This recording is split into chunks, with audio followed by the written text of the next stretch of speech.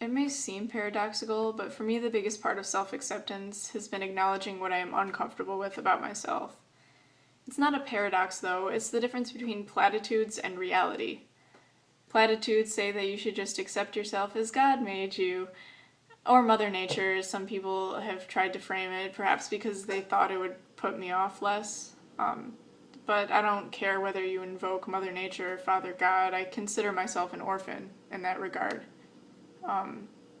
Joking aside, this argument is irritating and problematic for a whole bunch of reasons, but suffice it to say that we intervene all of the time when things are not right, and people don't usually rally against it. There are exceptions, a couple of really prominent ones, but there are some social things going on there too, so I won't talk about it. But generally, people don't start movements to oppose the use of corrective lenses and insulin shots because God made someone visually impaired or diabetic. It's no coincidence that being transgender upsets the status quo and that people make the unnatural argument against it. I think that basically the only reason people make that argument is because they are uncomfortable with it. It's a bad argument anyway, but there's some inherent bias there. This attitude of just love thyself, by the way, completely unfairly places the burden on me. If I'm severely depressed and feel like peeling my skin off, it's my fault. I just don't love myself enough. And if I feel like nobody I know, including my loved ones, actually gets to know who I am, it's also my fault, and the remedy again is just loving yourself more.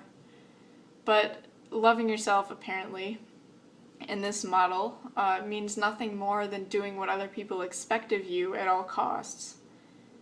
It's really cool how you get to define what that means for me. Let's make this absolutely clear. You aren't telling me to love myself. You're telling me to pretend to be someone else, and then to love that pretense, so that you don't get the heebie-jeebies. Don't frame it like you have my best interests in mind.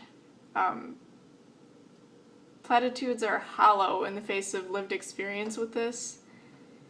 And the reality is that there's a better way for me to exist, which not only relieves many overwhelmingly negative things, but also allows positive things that were not even remotely possible before.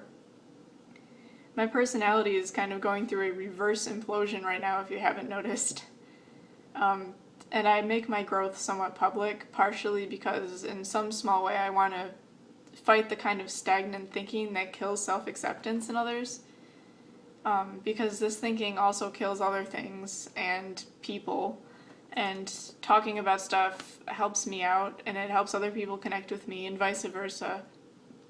And if you're one of the people who finds my acts of self-expression threatening, well, first of all, you probably haven't watched or made it all the way through this video, but just in case, if I make you squirm a little bit talking about these things, I really urge you to think deeply about why.